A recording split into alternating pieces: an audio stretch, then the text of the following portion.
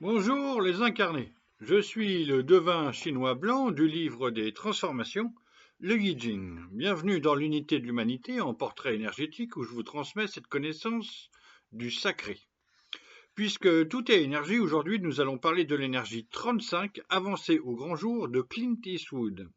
Il est né en 1930 à San Francisco, en Californie aux USA. C'est un acteur et réalisateur, un producteur et un compositeur. Il est grand, il mesure entre 1,93 m et 95 suivant ce qu'on m'a donné, ce que j'ai trouvé. Il a vécu avec 6 femmes et il a fait 8 enfants avec ces femmes.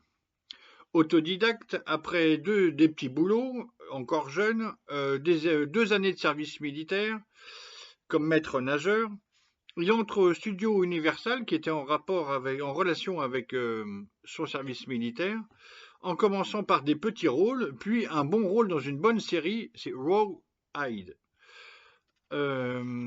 Cette énergie 35 avancée au grand jour est composée en bas de la terre et en haut du feu.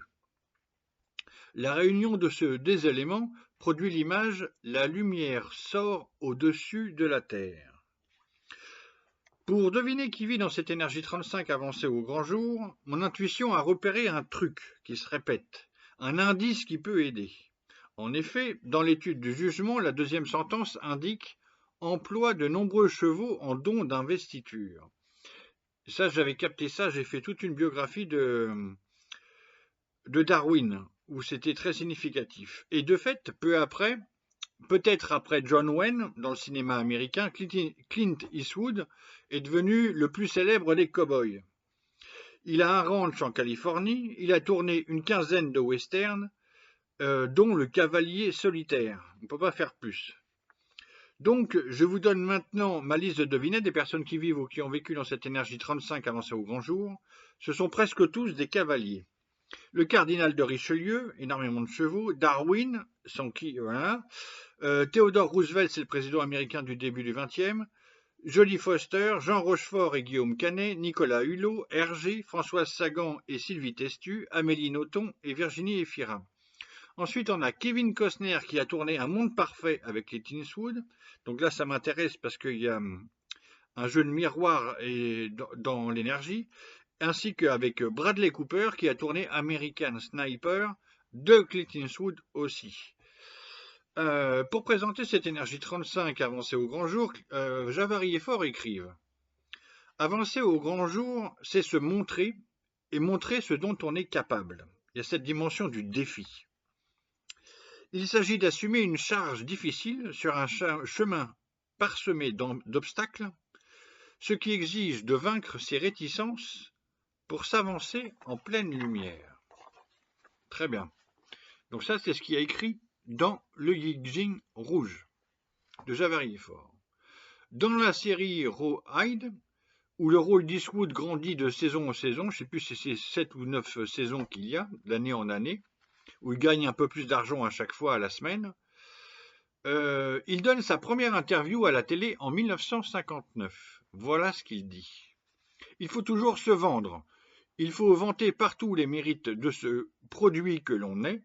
Il faut croire en soi de la même façon qu'un VRP croit en son aspirateur. C'est difficile, mais si vous ne le faites pas, personne ne peut savoir ce que vous voulez.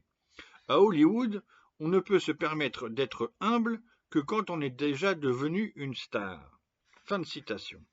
Il me semble que tout est dit sur cette énergie, ça répète exactement ce que je viens de dire, ce que je viens de citer de Javary et Faure.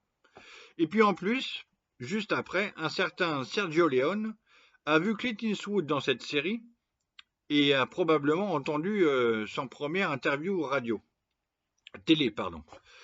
Et Sergio Leone, donc en Italie et en Espagne, qui vit dans cette énergie 7 armée, où le truc, c'est aussi la terre battue, sur une musique d'Ennio Morricone. Ils vont tourner donc la trilogie pour une poignée de dollars en 1964, et pour quelques dollars de plus en 1965, et Le Bon et le Truand, Le Bon, la Brute, le Truand en 1966, chef-d'œuvre. La carrière de Clint Eastwood est plus que lancée, il a déjà mis un pied dans la légende. Mais on n'est que en 66. Il y aura l'inspecteur Harry dans les années 70, 80, etc. L'idéogramme Jin, qui nomme cette énergie 35 avancée au grand jour, signifie avancer, progresser, s'élever, être promu. Depuis ses débuts au cinéma en 1955, Clint Eastwood va être acteur dans 32 films avant sa première réalisation en 1971. L'acteur tourne en environ 75 films et il réalise plus de 40 films, en produit plus de 30 et compose une dizaine de fois une musique de film ou la musique de film. Je ne sais pas bien si c'est juste une musique ou toute la musique du film. En 92, le western Impitoyable est récompensé de 2 Oscars, meilleur film et meilleure réalisateur. Idem pour Million Dollar Baby. Bird est aussi récompensé, ainsi que Forest Whitaker qui joue le rôle du saxophoniste Charlie Parker. Magnifique film. Clint Eastwood adore la musique noire américaine. Il va aussi faire des documentaires et il rendra hommage aussi à la musique noire américaine. Voilà. À présent, on comprend mieux l'étude de la grande image qui parle du rôle de la personne dans la société. La lumière sort au-dessus de la terre, donc l'être accompli ainsi, en s'éclairant et en veillant sur lui-même, rend sa conduite lumineuse. De fait, à force de s'éclairer lui-même, Clint Eastwood est devenu une légende vivante du cinéma américain et mondial, on peut dire.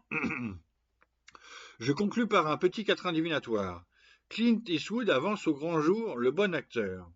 Le feu sur la terre, grand réalisateur, 35 chevaux, western et Harry l'urbain.